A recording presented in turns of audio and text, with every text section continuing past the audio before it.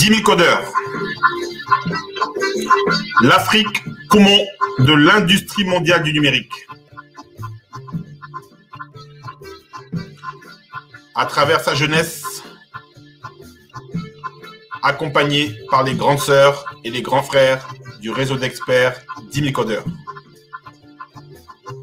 450 millions de jeunes entre 15 et 35 ans. Et si cette jeunesse était accompagnée dans les métiers du numérique, l'Afrique deviendrait mécaniquement le poumon de l'industrie mondiale du numérique.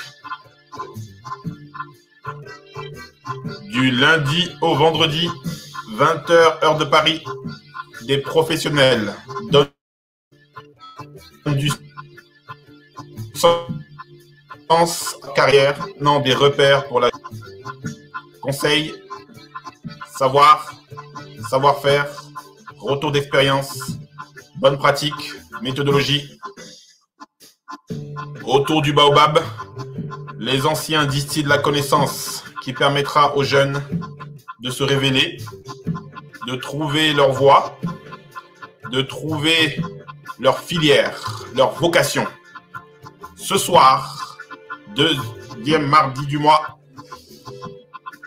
branding avec nos amis de Pinshasa, l'Afrique poumon de l'industrie mondiale du numérique. Soyez uniques, soyez empathiques, ne soyez pas les meilleurs, soyez uniques. Le branding ce soir, le thème ADN de marque. Qui devez-vous devenir pour séduire votre niche? Avec la grande sœur Laetitia Massa, directrice générale de Pinshasa. Avec le grand frère Maxime Dereau, directeur administratif et financier de Pinshasa, partenaire stratégique de 10 000 codeurs pour faire naître des vocations, pour accompagner les entrepreneurs, 10 000 codeurs, le branding essentiel, avec une jeunesse décomplexée, une jeunesse ambitieuse qui veut créer des marques, une jeunesse prête pour le numérique, 10 000 codeurs, l'Afrique poumon de l'industrie mondiale du numérique. Moussa, lui, est couturier. Et des clients? Moussa, il en a beaucoup. Et chaque client, c'est une demande différente. Pour se souvenir de tout, Moussa a enfin trouvé la solution. HappyWorks, un programme pour chaque client.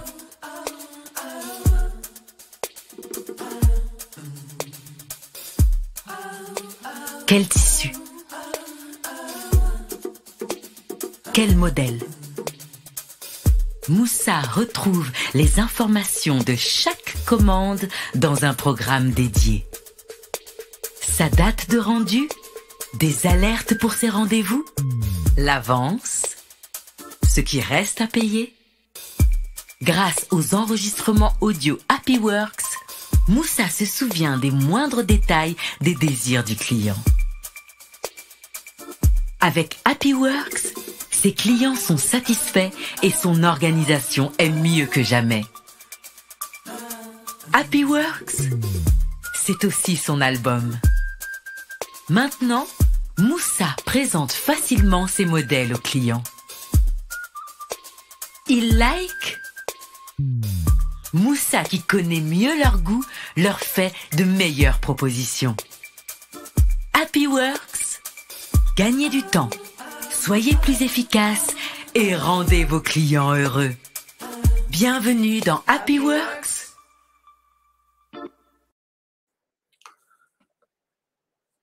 Rendez vos clients heureux, HappyWorks. Alors, qu'est-ce que vous avez pensé de HappyWorks? Est-ce que HappyWorks va devenir unique, va devenir empathique? Nous sommes dans un webinaire branding. Je suis Douglas Biondou, président de l'association 10 000 codeurs. J'ai 20 ans d'expérience en informatique, ingénieur de formation, 5 ans d'expérience en tant que salarié, 15 ans en tant qu'entrepreneur. Aujourd'hui, j'ai choisi de donner du sens à ma carrière en devenant un repère pour la jeunesse africaine. J'ai choisi de dire non. J'ai choisi de dire non, non, non à ces jeunes qui prennent le bateau. J'ai choisi de dire non à ça. Je refuse de voir des jeunes qui se sacrifient en mer. Je refuse de voir des jeunes qui quittent le continent et qui choisissent de prendre des risques incroyables. Et j'ai choisi avec d'autres d'accompagner ces jeunes et de leur dire qu'il y a une autre voie. J'ai choisi de leur dire qu'il faut préférer ça plutôt que ça. Préférer la connaissance plutôt que l'exil. Préférer le numérique plutôt que de risquer sa vie. Depuis janvier 2021, nous sommes à la phase industrielle de DemiCodeur. Du lundi au vendredi, 20h heure de Paris. Nous leur donnons rendez-vous pour les sensibiliser aux opportunités du numérique, au développement personnel ainsi qu'à l'entrepreneuriat. Et dans le numérique, il y a 3 points. Il y a l'usage du numérique, exemple numérique pour le génie civil, comme vous le voyez. Semaine 2, lundi. L'usage du numérique pour l'agriculture, semaine 4, mardi. Le numérique aussi, c'est aussi, à part les usages, ce sont les technologies, vous le voyez. Il y a le no-code, semaine 1, mardi. Il y a le cloud, semaine 1, jeudi. L'Internet des objets, par exemple, semaine 2, jeudi, etc., etc. La blockchain, semaine 4, jeudi, etc. Et puis, il y a, bien sûr, les métiers du numérique. Donc, les profils qui passent, développeurs, data scientist, data analyst, community manager, etc., etc., etc. Les jeunes qui prennent des risques incroyables n'ont pas de repères. Donc, nous, on leur donne un périmètre qui va leur donner potentiellement des vocations. Et si on peut sauver ne serait-ce qu'une seule vie, ce sera déjà extraordinaire. Voici le lien à retenir, DemiCodeur.com famille, pour savoir comment nous, chez DemiCodeur, nous accompagnons la jeunesse avec nos partenaires. Voilà comment nous avons, à partir de la sensibilisation, juste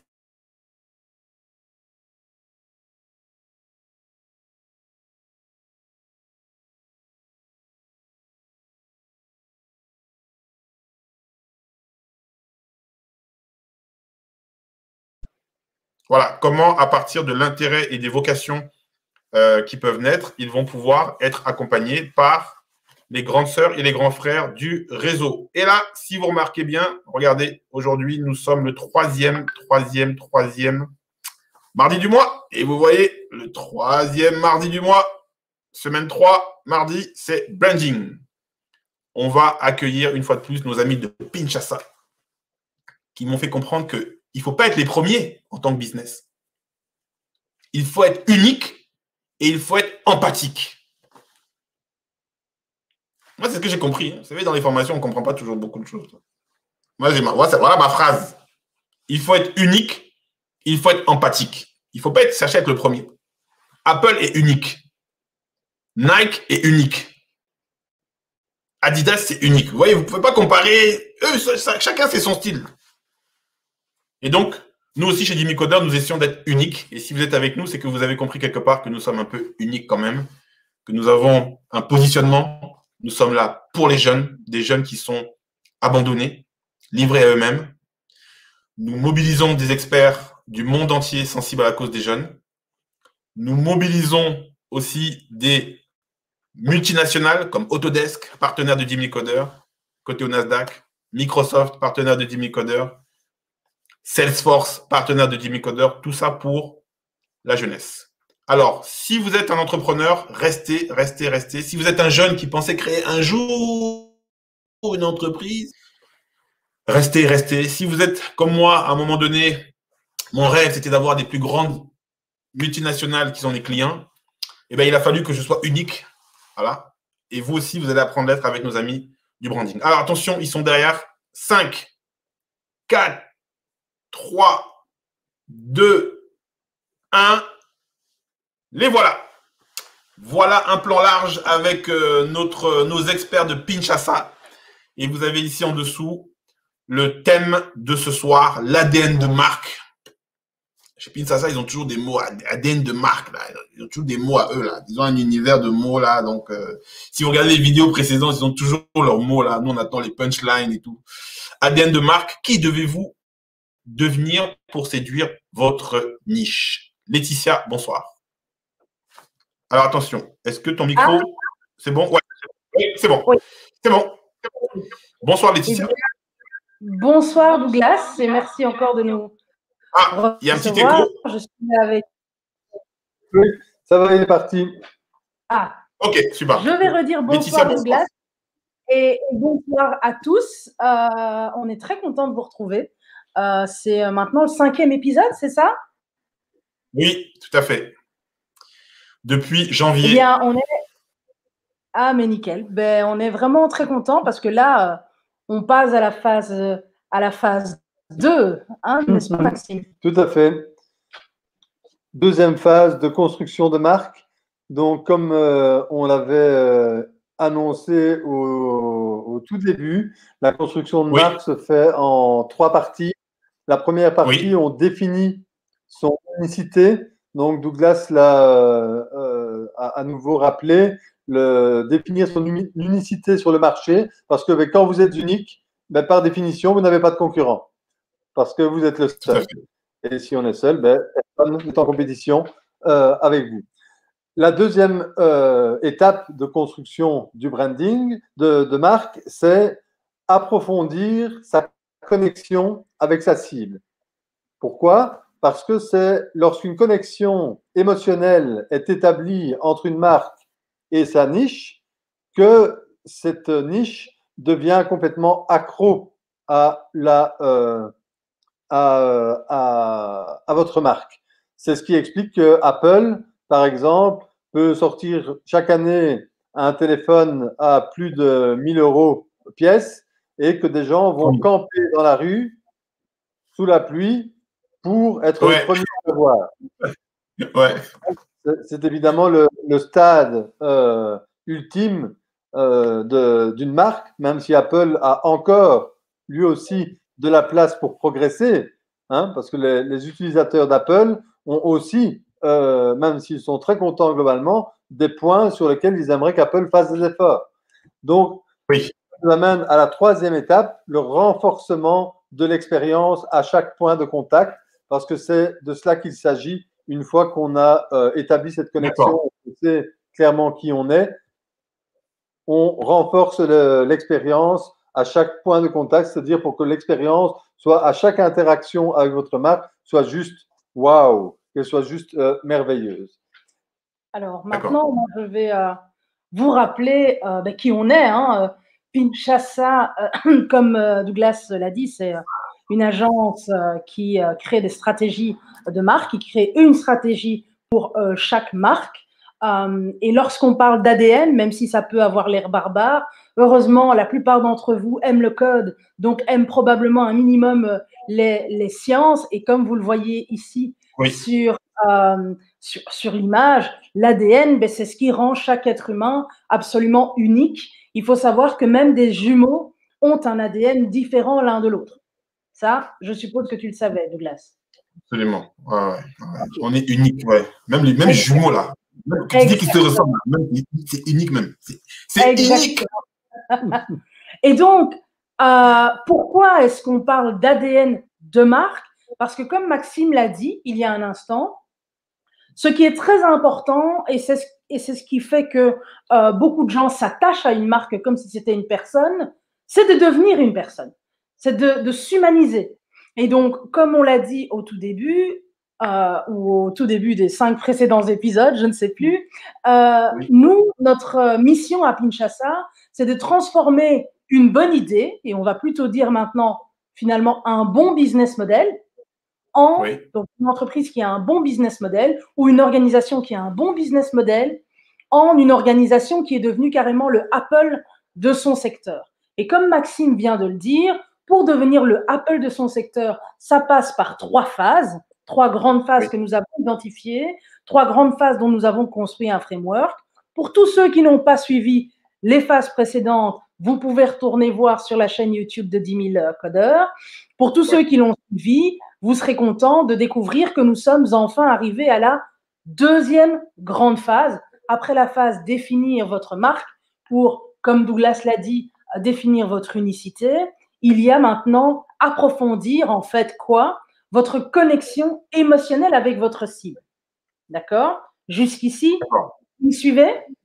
Oui, approfondir la connexion émotionnelle. Moi, je vous ai dit, ils ont l'expression là, ça dit là. Approfondir la connexion émotionnelle. Ah, je vais même écrire ça. Comme pour tout, notre framework, il est toujours le même pour faciliter la construction de la marque. Et le premier aspect, le premier axe qu'on utilise pour approfondir une marque qu'on a déjà définie, dont on sait à quel point elle est unique et où se situe l'unicité, c'est la stratégie pour approfondir cette marque. Et c'est ici que nous sommes aujourd'hui à ce 5e épisode du branding avec Pinchasa et 10 000 codeurs. Alors, la première chose dont vous devez vous rendre compte, et c'est tout l'intérêt de construire un ADN de marque, c'est qu'on n'a que les clients qu'on mérite. Donc, chaque fois que vous vous plaignez de vos clients, il faut vous poser la question de savoir qu'est-ce que vous faites pour les avoir mérités. Et en général, les personnes qui se posent ce type de questions, une fois qu'elles le font profondément, avec des personnes qui sont compétentes pour le faire, elles se rendent compte de ce qu'il faut changer, soit dans les personnes qu'elles visent, soit dans les personnes qui sont attirées par l'entreprise, soit les personnes auxquelles elles parlent. Je vais donner un exemple. Si 10 000 codeurs aujourd'hui décident de ne parler qu'aux amateurs de technologie, on va dire en général, aux amateurs de technologie, et que chaque fois que 10 000 codeurs écrit un post, il met des curly braces, il met des balises, il fait des petites blagues de codeurs, eh bien, il y a de grandes chances que les seules personnes qui suivent la page ou les pages de 10 000 codeurs soient en fait des gens qui comprennent déjà les balises, les curly braces, les blagues que personne ne trouve drôles sauf les codeurs, et ainsi de suite. Or, ce que 10 000 codeurs veut, c'est que des personnes qui ne sont pas nécessairement déjà codeurs le deviennent. Oui. OK? Et donc, si demain 10 000 codeurs se plaignaient auprès de Pinchasa ou auprès d'autres, mais je pense que nous sommes uniques dans ce que nous apportons. Donc, disons que 10 000 codeurs viennent se plaindre chez nous de ce que seuls des codeurs qui ont déjà 5 ou 10 années d'expérience suivent 10 000 codeurs, on analyserait cela et on dirait, ben en fait, 10 000 codeurs ne s'adressent qu'aux codeurs qui ont déjà 5 ou 10 ans. Et donc, c'est de la faute de 10 000 codeurs. Donc, la première chose qu'il faut réaliser, c'est que, quoi qu'il advienne avec votre entreprise, si vous ne parvenez pas à attirer des clients qui reconnaissent votre valeur, sont ceux avec lesquels vous espérez travailler ou ne payent juste pas ou ne respectent pas vos procédures, ben c'est votre faute. C'est votre faute. D'accord? C'est le premier constat que vous devez faire. Une fois que vous avez fait ce constat, parce que la plupart d'entre nous a toute une série d'actions inconscientes qu'on fait simplement parce qu'on a l'habitude ou qu'on croit que, une fois que vous avez pris conscience de cela, ce qui est déjà un gros point, alors on peut vous aider. Et la première chose qu'on va refaire avec vous, c'est de vous rappeler que la marque que vous construisez, que ce soit pour votre organisation ou pour votre entreprise, c'est quoi? Ce n'est rien d'autre qu'un sentiment viscéral qu'une catégorie de personnes a, donc pas une personne, pas votre maman ou votre frère, une catégorie, un ensemble de personnes a vis-à-vis soit de votre entreprise, soit de votre produit, soit de votre service. Et que donc, quand vous vous rendez compte de cela, vous réalisez que le branding, lui, c'est un ensemble d'actions que vous allez mettre en place, et un ensemble de stratégies, évidemment, qui visent à influencer ce sentiment ou cette perception de votre entreprise, de vos produits, de votre service. D'accord? Donc, on est ici dans le jeu de l'influence. Et ce jeu de l'influence comporte une partie très importante de connexion émotionnelle. Et pour que cette connexion émotionnelle ait lieu, il faut partir du début. Pour ceux qui nous ont suivis à Kinshasa depuis maintenant tous ces séminaires et ceux qui nous connaissent par ailleurs, ils auront remarqué que l'icône de Kinshasa, le symbole de Kinshasa, c'est ce petit signe qui en réalité est le symbole de l'empathie légèrement transformé, bien entendu, pour notre unicité. Mais quand vous observez, vous pouvez prendre cette image et rechercher sur Google Images, vous découvrirez qu'en fait, c'est simplement le symbole de l'empathie. Et l'empathie, c'est quoi? C'est un principe très, très simple. L'empathie, en fait, c'est la capacité pour une personne de se mettre à la place d'une autre personne. Pas nécessairement de compatir, mais d'être capable de prendre un autre point de vue et de le considérer tel qu'il est. D'accord? Chez Kinshasa, on a une devise, hein, c'est notre slogan, c'est « No empathy, no company ». On considère que si vous ne développez pas d'empathie, et je pense qu'il est sur notre mur là, si vous ne développez pas de capacité de vous mettre à la place des gens que vous visez, vous n'allez pas faire de bénéfices. Vous n'allez pas construire de marque. Vous n'allez juste pas survivre en tant que business. Parce qu'un business, une entreprise, une company, ça peut grandir, ça peut survivre par le fait qu'il fait du profit, du bénéfice. Pour faire du profit, il faut générer de la valeur ajoutée. D'accord? Pour générer de la valeur ajoutée, il faut trouver les personnes qui estiment que ce qu'on délivre a une valeur ajoutée. Si moi, je n'aime pas le code, 10 000 codeurs aura beau faire une chose extraordinaire en code, je ne vais pas regarder 10 000 codeurs. Et si un jour, je vais quand même faire 10 000 codeurs et que 10 000 c'est 100 € pour participer à une formation, je dirais, oh, 100 €, c'est trop cher. Et je vais commencer à négocier avec 10 000 codeurs. Au fond, j'estime que le code, ce n'est pas quelque chose d'important.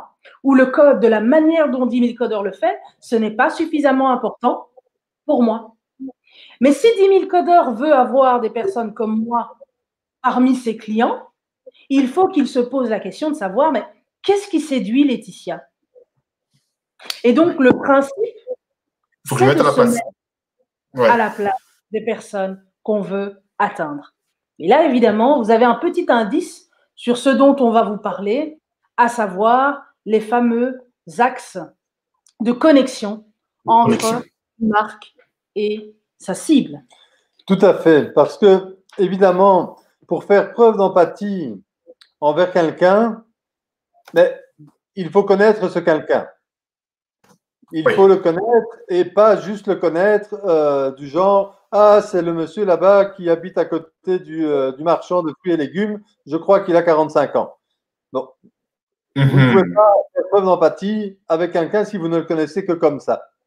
Or, quand on commence à faire un petit peu de marketing et qu'on s'intéresse aux premières notions, une des notions qui ressort, c'est le segment de marché. Il faut s'adresser à un segment de marché parce qu'on ne peut pas parler à tout le monde. Mais le segment de marché, très souvent, il est caractérisé par des caractéristiques objectives de type démographique. Ce sont des hommes entre 40 et 50 ans, ou géographiques qui habitent à Cocody, dans le quartier à Abidjan, qui ont peut-être un statut socio-professionnel d'un certain type, ils ont un niveau d'études supérieur. D'accord. Tout ça, c'est très bien, mais si, comme moi, vous avez passé la quarantaine, vous connaissez beaucoup de gens qui ont 40 ans, et à part qu'ils ont 40 ans, bon, on n'aura pas beaucoup de points communs. Hein? Si on veut parler de quand on était jeune, une classe ou toute une année dans une école, c'est un segment de marché. Les garçons et les de 16-17 ans de telle ville. Mais est-ce que des souvenirs que nous en avons, on peut se dire que tout le monde était pareil dans nos classes ou nos amphithéâtres et qu'on pouvait s'adresser à tout le monde de la même façon et que ça allait marcher? On peut en douter. Sauf, évidemment, si vous vendez des copies de syllabus ou des choses comme ça qui intéressent tout le monde et dont tout le monde a besoin dans ce segment-là. Mais très souvent, quand un besoin est partagé par tout un segment, ben, il y a peu de chances que vous soyez unique si vous offrez une solution à ce besoin. Oui. Si vous vendez des téléphones à Cocody, bon, il y a de chances que tous les habitants de Cocody aient besoin d'un téléphone, mais par contre, ils ont une centaine d'alternatives en dehors de votre société qui vend les téléphones pour s'en procurer. Et donc, pour faire preuve d'empathie, ben, on va devoir aller plus loin que ça. On va aller plus loin que ça et on va s'intéresser à des caractéristiques subjectives. Les caractéristiques subjectives, qu'est-ce que c'est? Ben, c'est ce qui fait vraiment une personne. Et ce qui fait une personne, ce sont ses ambitions. Ce sont les objectifs qu'elle cherche à atteindre. Ce sont les difficultés qu'elle rencontre sur le chemin de ses ambitions. Ce sont les craintes et les appréhensions qu'elle a face à tout ce qu'elle doit faire pour y arriver. Eh bien, si vous voulez définir clairement votre niche, et dans la mesure où un business model, c'est apporter une solution à un problème qu'a une certaine partie de la population qui non seulement est consciente de ce problème, mais en plus a l'ambition de le régler et les moyens de payer pour le régler, là, vous trouvez votre niche. Et ça, c'est, on lui donne corps grâce à un autre concept de marketing, mais pour lequel il faut creuser un petit peu plus que par rapport au segment de marché, c'est le principe de persona. Oui. Alors, on parle souvent de buyer persona, donc la personne qui achète. Et donc, qu'est-ce que c'est un persona? Ben, c'est la personnification de votre client idéal. Et votre client idéal, comme je viens de le dire, c'est quelqu'un qui a le problème, dont vous offrez la solution et qui a l'ambition et les moyens de le régler. Alors, quelle forme ça va prendre? Ben, comme j'ai dit, on va aller voir qu'est-ce qu'il veut atteindre. Alors, imaginons, vous êtes développeur. Vous êtes développeur et votre particularité, c'est que justement, vous êtes très à l'écoute de vos clients. Vous essayez vraiment de comprendre ce qu'ils veulent faire, pourquoi, dans quel cadre, qui va utiliser vos programmes, etc., pour être sûr de fournir une solution qui convienne à 100% et que le client soit vraiment satisfait une fois que vous avez terminé votre travail. Oui. Mais vous aurez évidemment le premier segment, si vous faites des applications professionnelles, ce sera tous les chefs d'entreprise. Oui. Et tous les chefs d'entreprise ne veulent pas informatiser leur processus ou leur entreprise. Donc, il faudra ceux qui ont déjà fait un pas vers la digitalisation. Et dans ceux-là, il y a ceux qui auront eu, par exemple, des mauvaises expériences. Ils ont déjà fait appel à un développeur, mais ça ne s'est pas très bien passé. Il n'a pas bien compris ce qu'on voulait. Et finalement, on a obtenu quelque chose qui fonctionne, oui, mais les employés l'utilisent seulement avec un pistolet sur la tempe parce qu'ils trouvent que ça leur que c'est pas pratique, que ça ne correspond pas à leurs besoins, etc. Mais là, vous savez déjà ce qui commence à ressembler à une niche. Des chefs d'entreprise qui ont déjà fait le chemin de la digitalisation et qui ont été déçus. Et ils ont été déçus pourquoi? Parce qu'on ne les a pas écoutés, parce qu'on n'a pas apporté une solution à leurs problèmes réels. Et donc, là, on a le début d'un persona. Et pour aller plus loin, on va dire, OK, un chef d'entreprise qui a déjà fait ce chemin-là, a priori, il a déjà au moins 5 à 10 ans d'expérience. S'il a réussi à monter une boîte d'une certaine importance avec ce type de challenge, il y a de fortes chances qu'il ait étudié et qu'il ait certains fonds pour faire tourner son entreprise ou en tout cas que son entreprise tourne. Et donc là, on a les caractéristiques objectives, à savoir un homme ou une femme d'un certain âge déjà, avec une expérience, avec un niveau socio-professionnel un petit peu élevé et avec comme objectif d'amener la digitalisation de son entreprise à un niveau supérieur, mais avec comme appréhension de se faire à nouveau avoir par un mauvais développeur. Une fois que vous savez tout ça, Ouais. vous êtes prêt maintenant à lui donner un nom. Et donc, vous pouvez dire que voilà, il s'appelle en fait Robert. Moi, j'aurais dit Cyril. Ou Cyril. Il a 3 enfants. Et voilà, une fois que vous avez ça et que vous savez en fait que c'est à Robert que vous vous adressez, Ouais. les choses commencent à se simplifier. Et ça va nous amener maintenant à la deuxième étape, le deuxième axe de connexion, parce qu'une fois qu'on sait qui est notre persona, alors je passe la parole à Laetitia. Oui, tant qu'il faut continuer là. Je vois que comme la dernière fois, il faut ajouter le rouge là, il y a encore un cercle là. Non, le cerveau de Max est en train de chauffer parce que les axes de connexion, c'est vraiment la passion de Maxime avec nos clients. Ce sont les questions qu'il gère le plus. Donc vraiment, il ne parvenait plus à s'arrêter. Mais moi, je dois t'arrêter, Maxime, parce que je suis obligée de rappeler une chose extrêmement importante.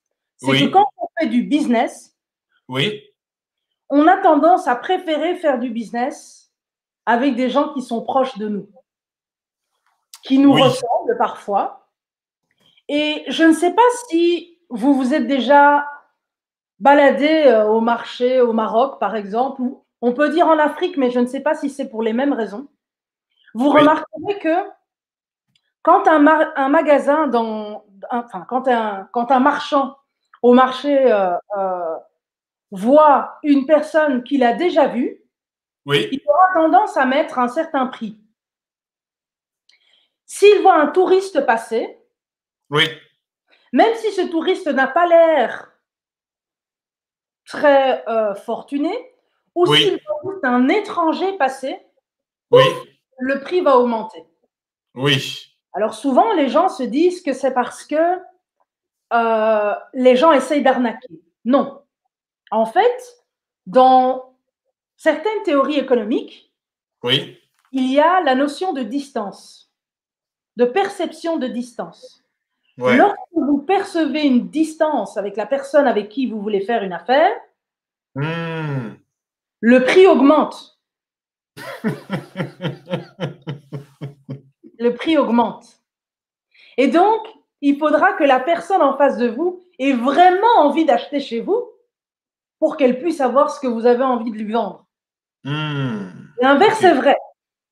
Lorsque vous êtes un touriste ou un étranger, il faut que votre perception de valeur soit vraiment très élevée pour que vous achetiez dans le marché. Vous préférerez probablement aller dans une petite boutique de souvenirs qui vous rappelle chez vous. Pourquoi? Parce que vous avez cette perception de proximité.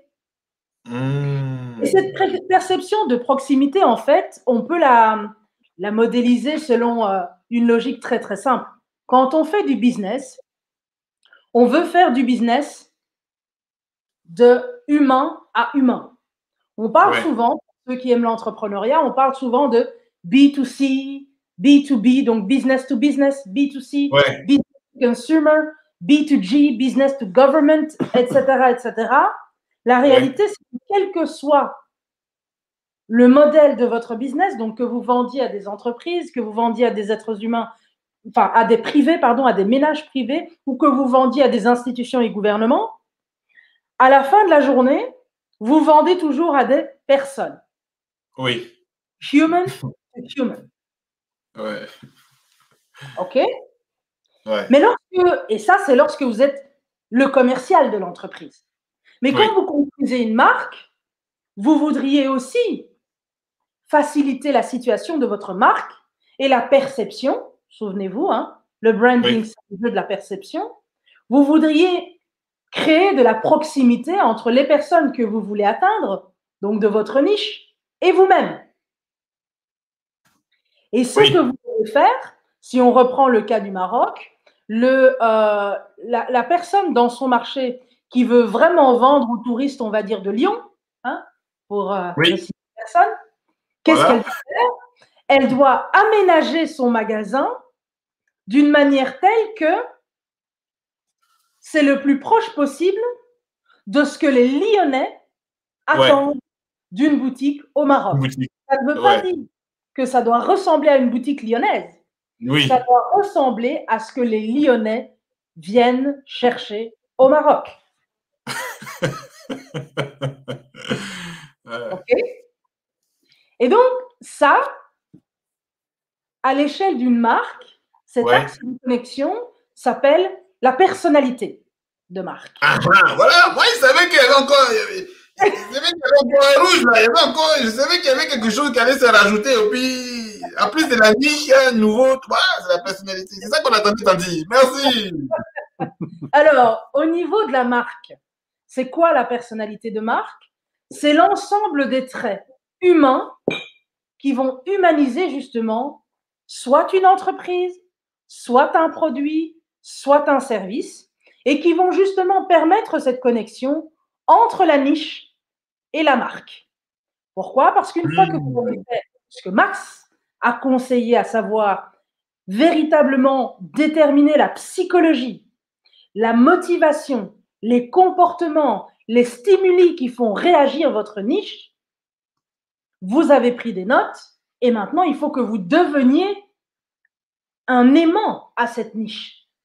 Pour devenir cet aimant, vous devez vous poser la question de savoir quels sont les traits de personnalité qui vous sont naturels et uniques d'abord, mais aussi donc vos valeurs, etc., ce en quoi vous croyez en tant que marque, mais aussi qu'est-ce que votre niche attend que vous soyez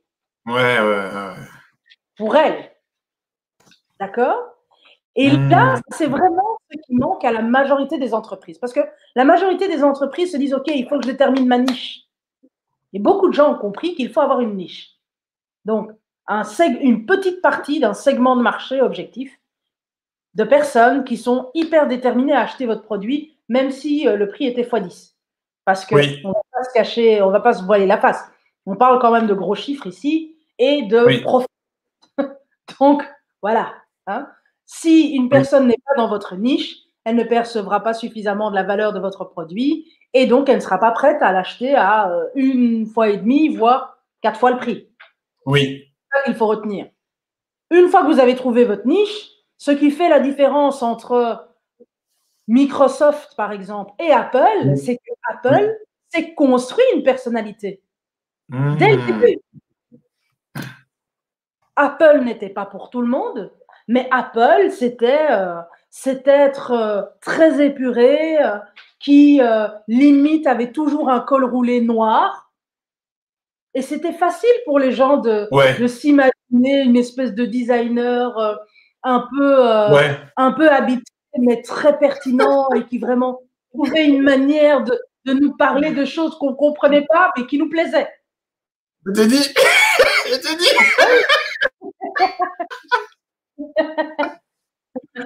Apple est devenu une personne. Alors là, on va vous révéler ce qu'on ne révèle jamais. Maxime, est-ce qu'on le fait? Vas-y. Oui, t'as dit, oui. Ça, c'est quand même. Il y a une méthode. Il y a une méthode qu'on va vous révéler. Et au cas où vous ne seriez jamais en mesure, dans les prochains mois, de vous offrir les services de Pinchasa, vous pourriez déjà, de votre côté, commencer à faire cet exercice. Alors évidemment, Maxime me le faisait remarquer il y a quelques minutes avant qu'on commence le live, que c'était peut-être dangereux de vous transmettre cette méthode parce que la plupart des gens qui y ont accès pensent vraiment qu'ils ont trouvé le Graal et que c'est très facile tout seul de l'appliquer. Mais est-ce que c'est vraiment facile, Maxime, de l'appliquer tout seul? Non, Laetitia. Pourquoi? Il faut donner. Il faut donner seulement. On est là. Le public, on applique, hein. Pourquoi c'est si difficile de l'appliquer? Je n'ai pas encore dit la méthode, mais il faut savoir pourquoi c'est pas facile de l'appliquer tout seul soi-même à la maison. Ben, tout simplement parce que c'est vraiment au-delà des connaissances, on va dire techniques ou théoriques, c'est une réflexion très profonde qu'il faut mener. Et quand on doit mener une réflexion très profonde, et spécialement sur quelque chose qui nous tient autant à cœur que l'entreprise qu'on a fondée. Mais ce qui est important, c'est d'avoir un regard extérieur. Mais attention, votre maman est un regard extérieur. Mais ce n'est pas pour autant qu'elle a les clés et les connaissances pour vous aiguiller là-dedans. Et donc, ce qu'il faut, c'est un regard extérieur d'expert. Un regard extérieur d'expert qui va pouvoir mettre le doigt sur ce qui est important. Dans votre réflexion, les idées partent partout. Et puis, bon, il y a des idées dans tous les sens, mais laquelle est la plus importante? C'est laquelle qu'il faut sortir de là, parce que c'est là-dedans que se trouve l'essence de toute cette réflexion. Alors, la plupart des gens pensent que cette méthode, cette clé qui fait la différence entre les grandes marques, même lorsqu'elles sont dans une petite niche, et les autres, ce sont les valeurs de l'entreprise. Nous, nos valeurs, c'est les clients. Nous, nos valeurs, c'est ceci. Et les valeurs, c'est très important. C'est très, très important. Mais la grande difficulté avec les valeurs, c'est que c'est quelque chose d'extrêmement abstrait. Et cette méthode que nous utilisons et que d'autres utilisent, c'est pour ça que vous pourrez la trouver sur Internet même tout seul, c'est la méthode des archétypes. Les archétypes de marque. Alors, c'est quoi un archétype, Maxime? Alors, ensuite, je vais y revenir. Alors, un archétype, c'est, comment dire, une catégorisation des types de caractères principaux qu'on retrouve, pour ainsi dire, dans toute l'humanité. Ouais. Alors, je vais prendre un exemple très simple, parce que les archétypes sont utilisés en branding, mais ils sont aussi utilisés pour écrire des romans ou des scénarios de films. Et donc, typiquement, il y a un des archétypes qui s'appelle le sage en branding, mais qui s'appelle le mentor dans d'autres, comment dire, pour le cinéma et la littérature. Eh bien, c'est quelqu'un qui possède beaucoup de savoir, qui est là pour conseiller, pour donner des informations au vrai héros de l'histoire, finalement. Et le vrai héros de l'histoire, dans une marque, ce sont les clients.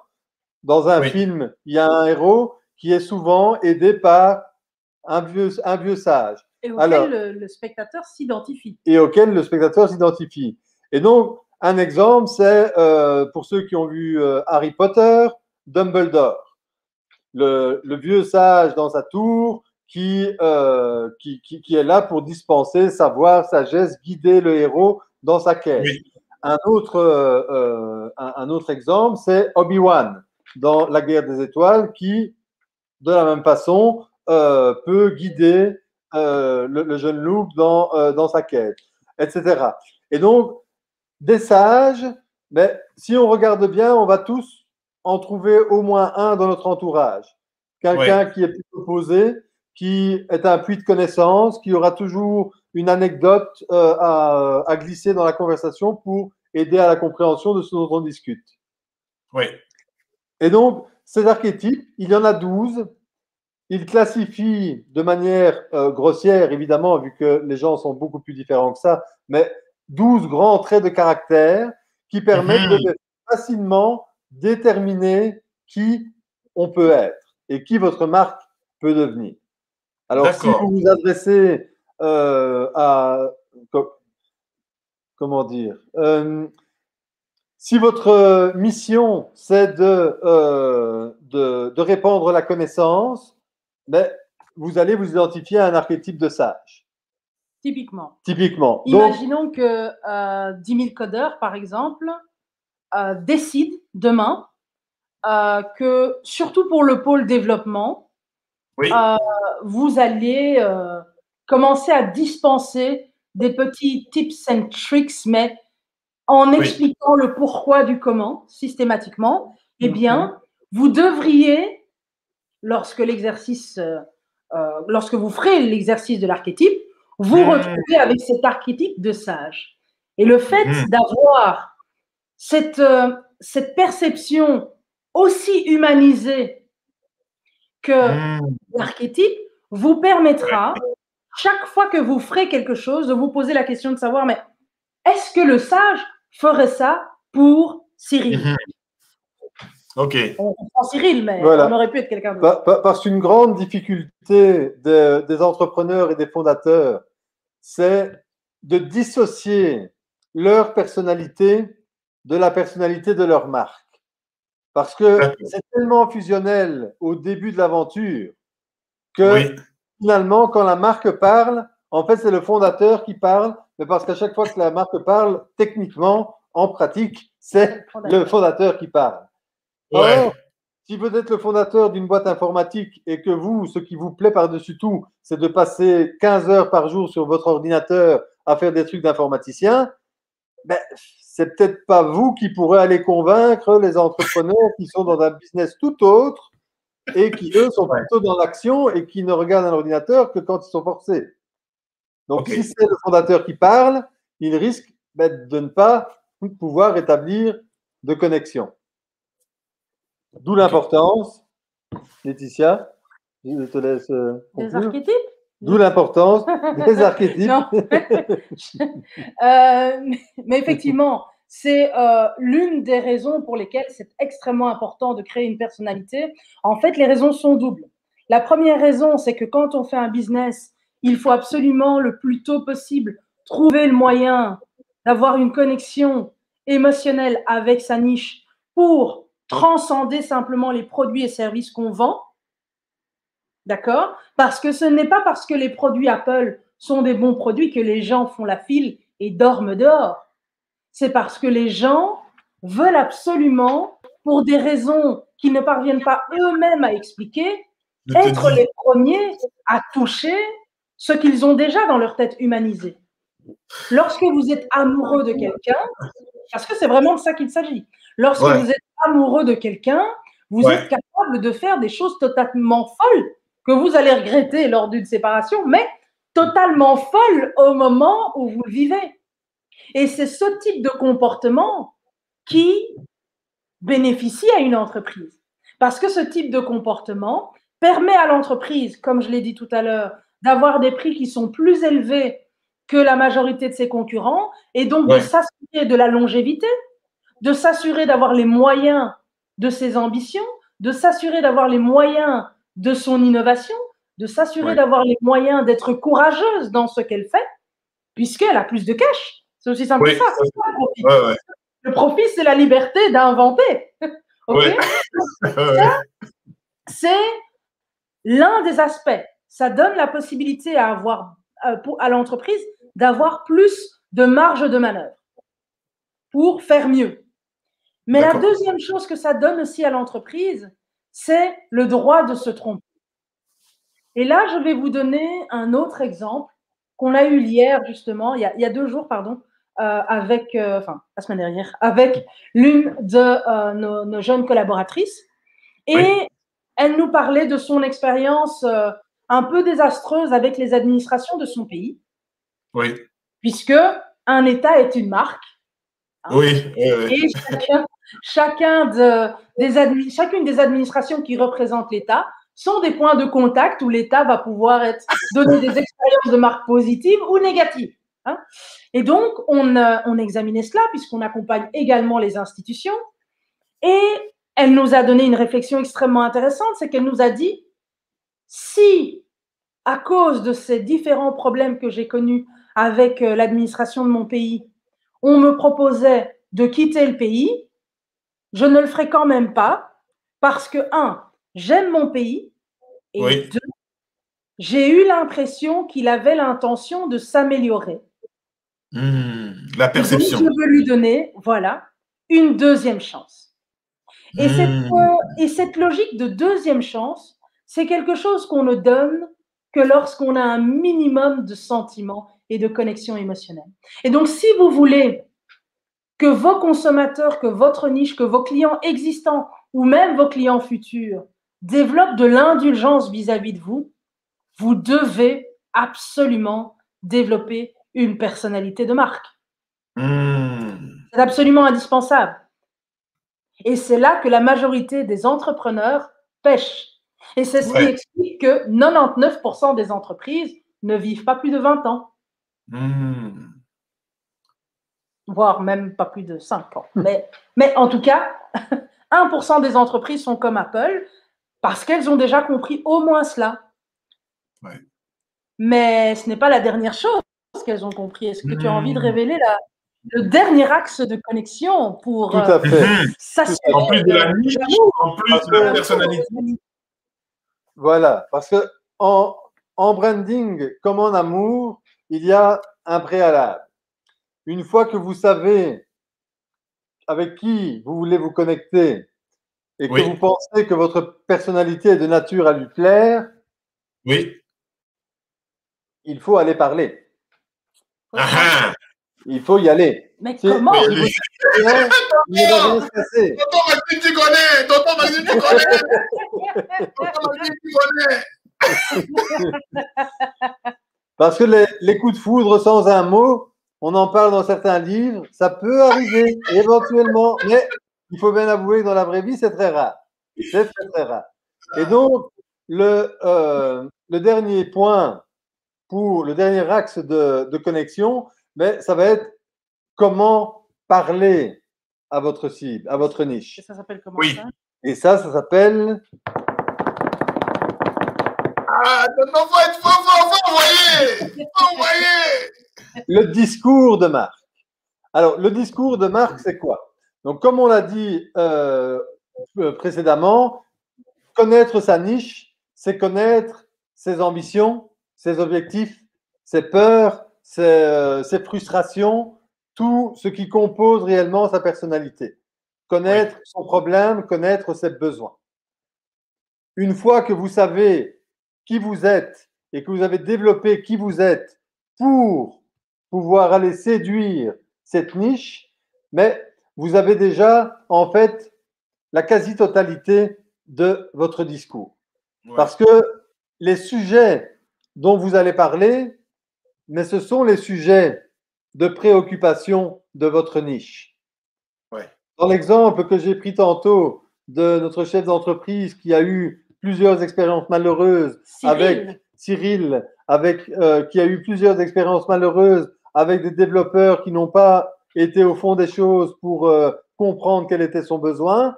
Mais si vous commencez à communiquer sur la frustration d'avoir un programme qui ne fait pas exactement ce que vous vouliez qu'il fasse, ben vous allez forcément toucher cette corde chez tous ceux qui ont eu ce problème.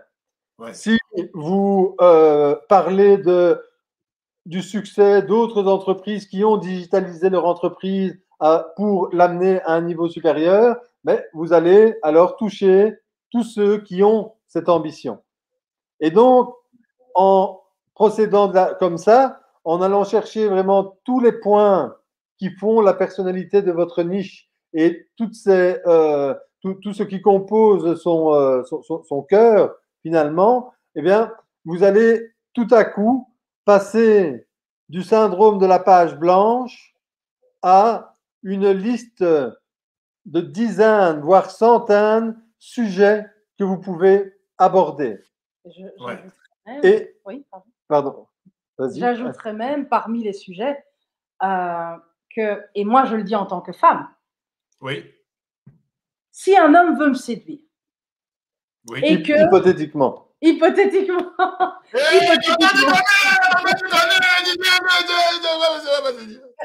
bon alors je vais parler du passé.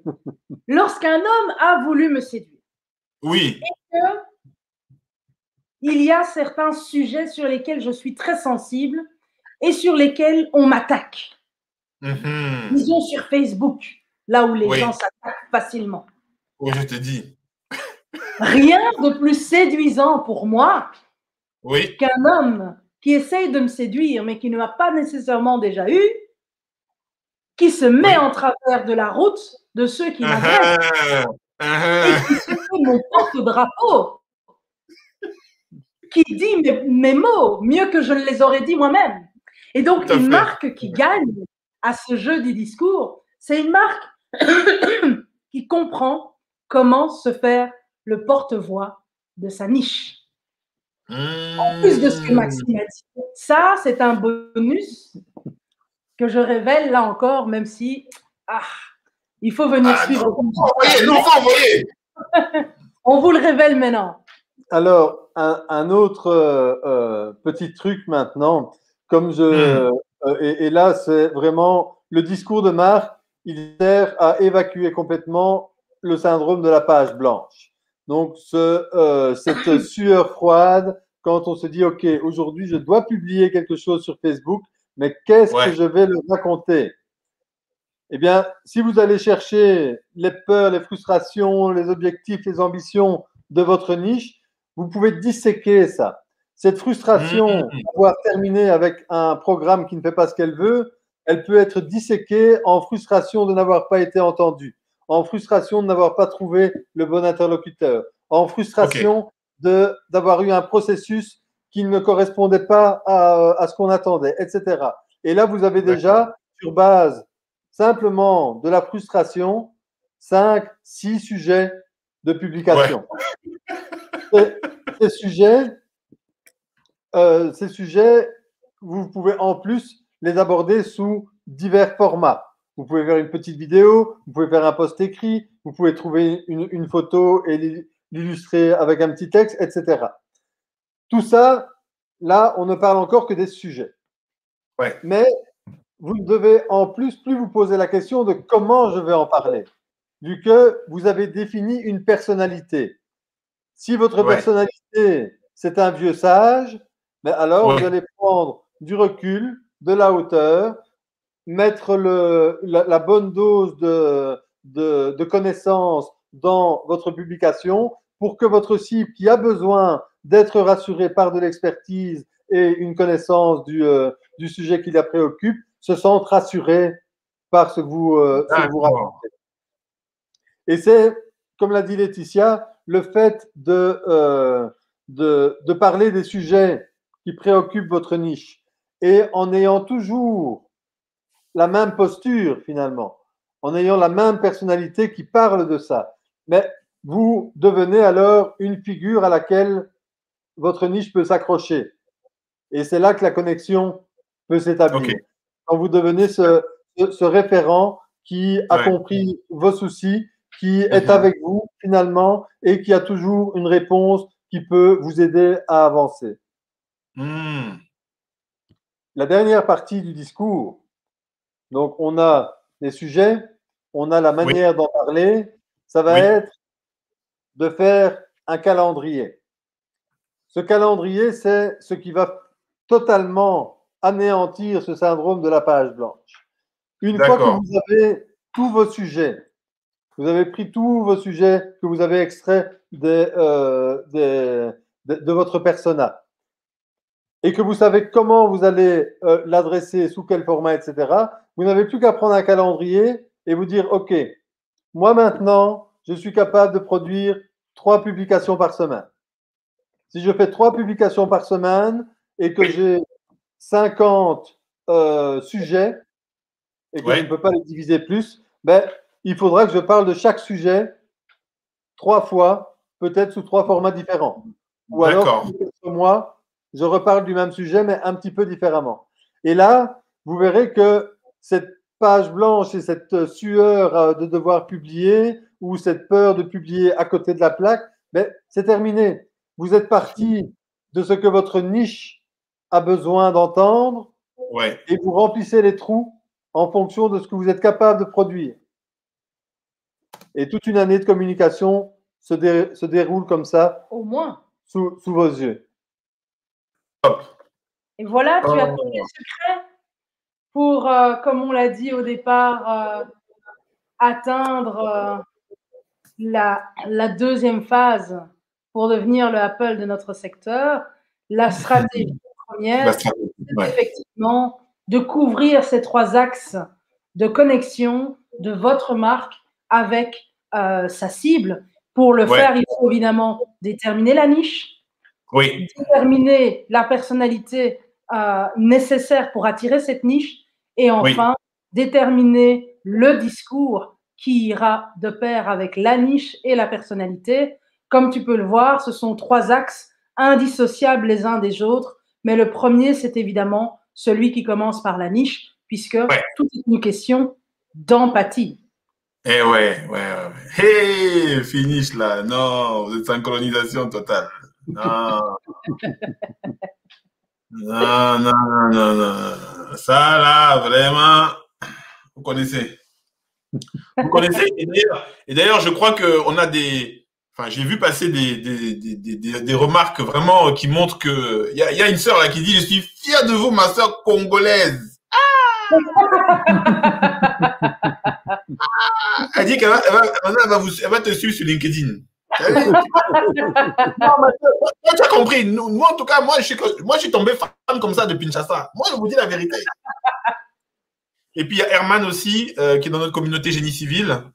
Excellence webinaire, vous maîtrisez votre sujet. On apprend beaucoup avec vous. Voilà. Donc, c'est vraiment. Merci, vraiment... Herman. Nous sommes ravis, Herman et ma sœur congolaise, hein, dont j'espère découvrir le nom parce qu'elle est anonyme là. Oui, effectivement. Mais elle va te contacter, puisque peut-être même qu'elle va te contacter sur LinkedIn. Donc, c'est top. Mais voilà. Ça, alors là, moi, je suis très content. Là, il y a beaucoup de choses. Hein. Ouh là là, ce soir, c'était dense. Hein. Ouh là là. Ah, oui. Ouh là là là. Non seulement il y a eu effectivement la notion de connexion, les axes de connexion, la niche. Effectivement, les gens vont te dire, moi, je connais ce que c'est qu'une niche. Hein. Il n'y a pas besoin d'avoir fait la London Business School pour il y a la niche, mon segment, tu vois. Il y a cette notion de personnalité, cette notion de perception. Ce positionnement de Apple, effectivement, qui a travaillé sa personnalité avec ces gens qui font la queue pour acheter, tu vois, effectivement, c'est comme si c'était une star. Ça, c'est très intéressant. Et puis, le côté discours, quel discours? Avec le discours, et puis derrière, vous faites un finish sur combattre la page blanche. Quel est le discours? Moi, je m'imagine encore quel discours avec ma femme que je chéris, ma chère femme. Je me rappelle encore mon discours que préparé quand il sentait que c'était le moment. Tu as vu, non? Et ça a marché. Tu as vu, mais tu vois, c'était inconscient. Donc là, vous avez en fait, vous avez rationalisé quelque chose qui d'habitude est inconscient. C'est des mécanismes qu'on vit tous. Mais là, vous nous aidez à prendre du recul en disant, ben voilà, c'est comme ça qu'il faut faire, c'est comme ça qu'il faut aller. Vraiment, non, c'est vraiment, c'était du lourd. Hein. Bon, vous avez vu, hein. Nous, à 10 000 codeurs, là, c'est du lourd. Pour vous calmer seulement, nous, c'est du lourd. Voilà, je suis très content. On arrive à la fin de notre. Ça fait 1 heure déjà. 1 heure déjà qu'on est ensemble. Et puis le calendrier, j'ai beaucoup aimé. Hein. Vous avez vu, combattre la page blanche. Vous avez vu, hein. J'ai beaucoup aimé ça, les tuyaux pour combattre la page blanche. 1, le sujet. Il faut dire aux gens ce qu'ils veulent entendre. Voilà. Votre cible, il faut écrire sur ce que votre niche a besoin d'entendre. 2, la façon maintenant de parler du sujet. Ça, c'est très, très, très important. Il faut l'émotion. D'accord? Ouais. Il faut un angle. Hein? C'est là qu'il y a l'angle et le ton, non? Oui, tout à fait. C'est exactement ça. là. À votre contact, là. Moi, j'ai mes petits, moi aussi, que je commence à sentir un peu façon LBS. Et puis, il y a le calendrier, donc le rythme. Le rythme avec lequel vous avez. En tout cas, c'est top. Moi, ça m'aide beaucoup. Hein. Je rappelle, j'en profite pour dire que Kinshasa accompagne 10 000 codeurs. Il y a des choses qui sortent là bientôt qui vont sortir du lourd, les gars, du lourd. Il y a du lourd. Nous-mêmes, on apprend ça, tout ce qu'on voit là. Nous-mêmes, on prend ça pour nous et puis on va. Alors, le mot de la fin. Alors, mais déjà, je vais ajouter, avant le mot de la fin que Maxime va sans doute donner, je vais ajouter que la fois prochaine, donc le prochain webinaire Kinshasa, ce sera sur l'identité visuelle une fois qu'on a déterminé notre ADN. OK. Au-delà du logo. Et ça, c'est ce qui manque à beaucoup de marques et pourtant ce qui fait la différence. Je laisse la parole à Maxime pour la suite. Ah, mais je vois qu'il y a une question. Il y a une question. Ouais, la notion de personnalité. Voilà. Comment utiliser les types de personnalité quand on veut créer du contenu? Alors, c'est vrai, vous avez effleuré ça là, vraiment, vraiment, vraiment, de vous à nous là, vraiment. Vous avez effleuré un truc là, et puis vous avez dit qu'il y a 12, et puis il y a que le sage qu'on a mis là. Donc, bon. Voilà, c'était un petit bémol. Quoi. Parce que là, on a effleuré, et puis. Alors, comment utiliser les archétypes? Donc, une fois que vous avez déterminé quel est votre archétype,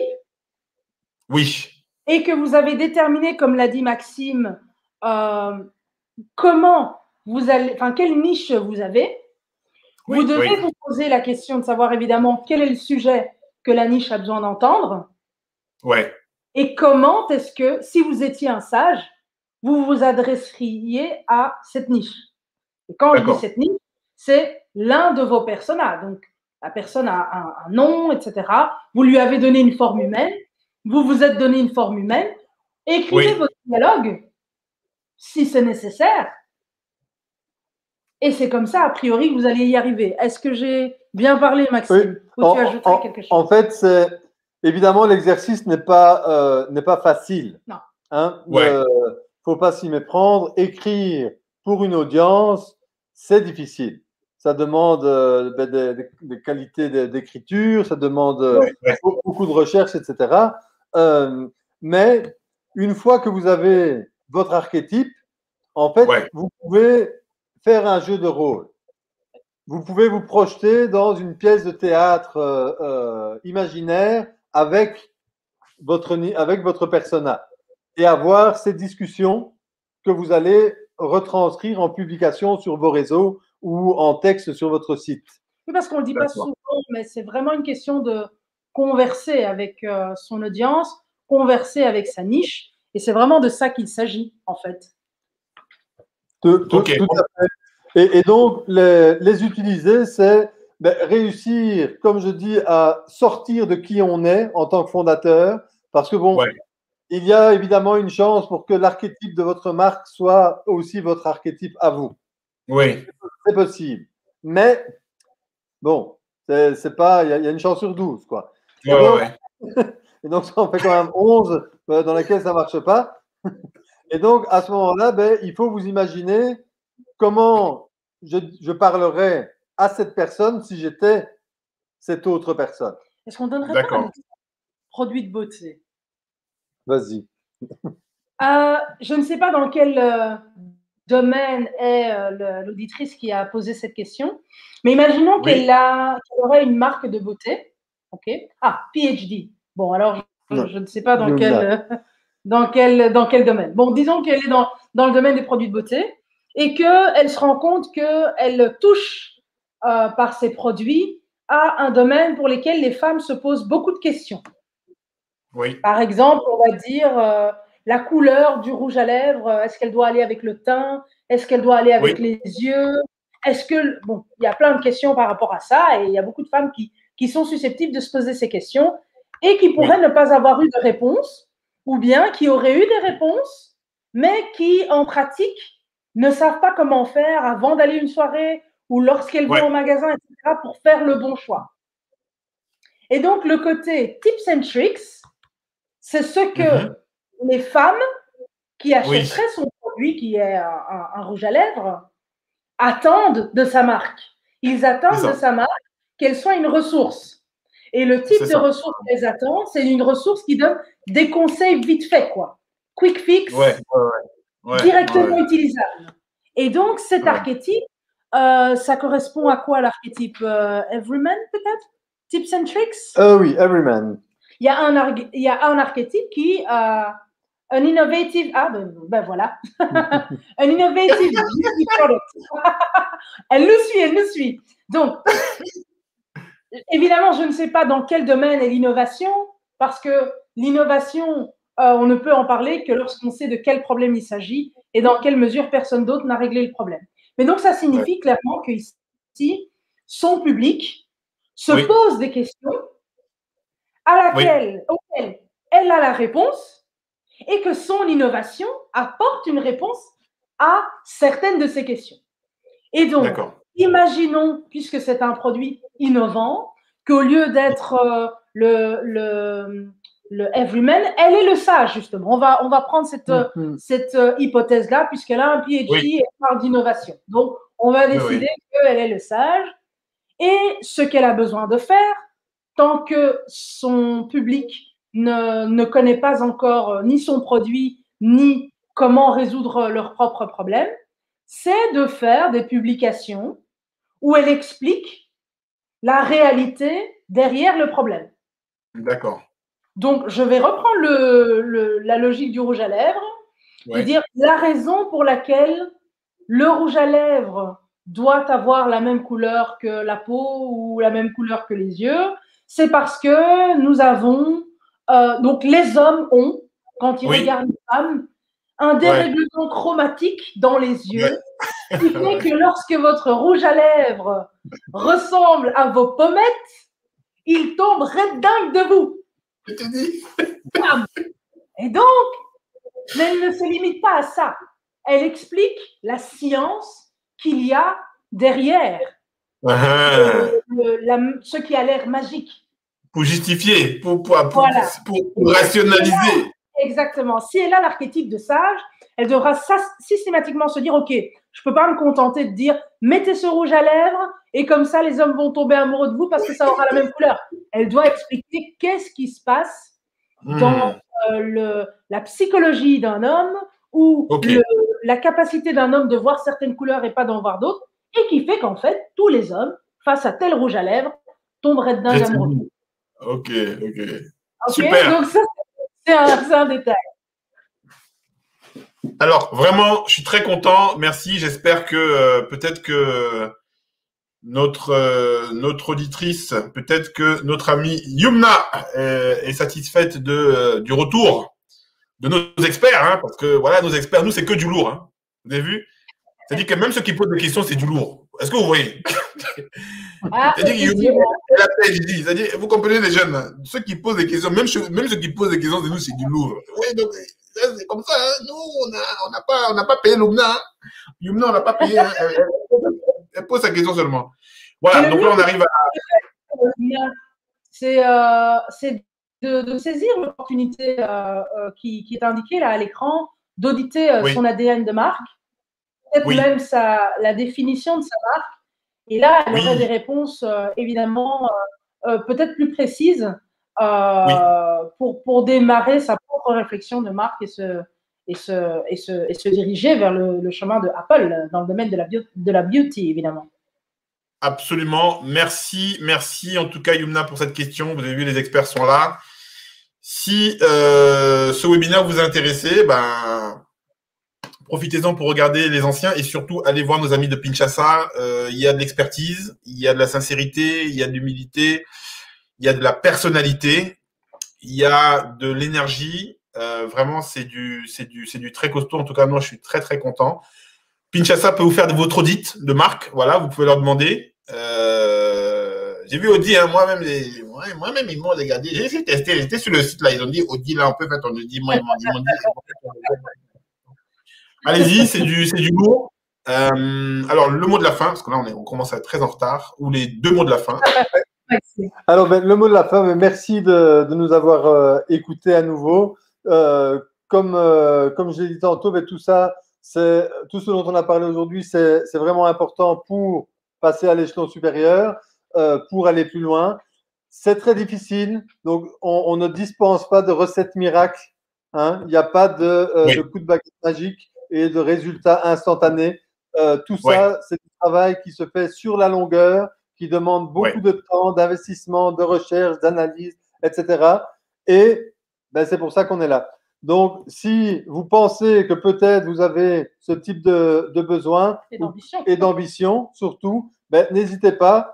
Le site est là. Vous pouvez cliquer sur le bouton « Planifier un appel » et on sera toujours heureux de discuter avec vous de votre challenge et de vos ambitions. Super. Effectivement, allez-y. En tout cas, moi, je vous y encourage. C'est top. Merci, Maxime. C'est difficile. C'est un métier difficile.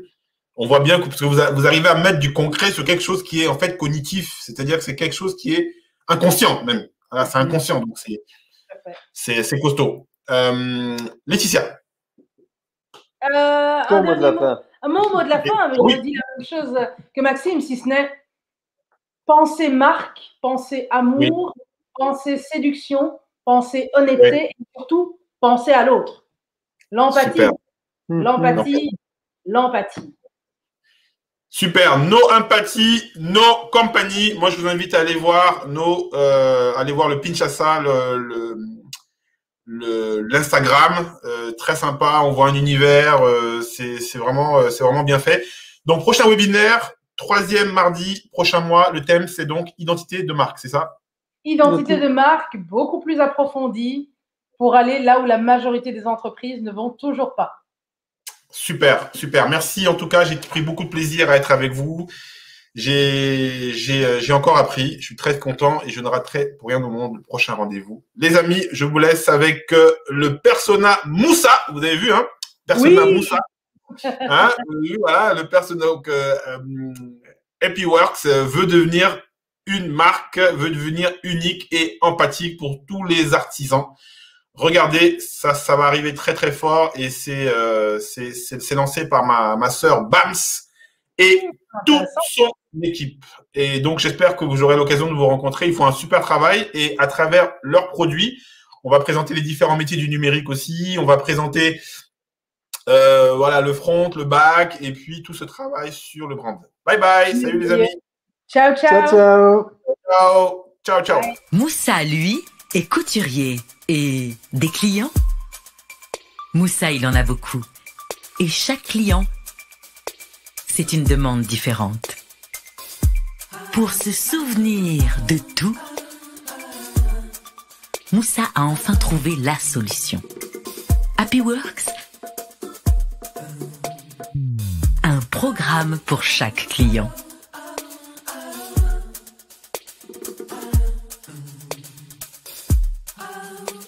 Quel tissu? Quel modèle? Moussa retrouve les informations de chaque commande dans un programme dédié. Sa date de rendu? Des alertes pour ses rendez-vous? L'avance? Ce qui reste à payer? Grâce aux enregistrements audio HappyWorks, Moussa se souvient des moindres détails des désirs du client. Avec HappyWorks, ses clients sont satisfaits et son organisation est mieux que jamais. HappyWorks, c'est aussi son album. Maintenant, Moussa présente facilement ses modèles aux clients. Ils like. Moussa, qui connaît mieux leur goût, leur fait de meilleures propositions. HappyWorks, gagnez du temps, soyez plus efficace et rendez vos clients heureux. Bienvenue dans HappyWorks.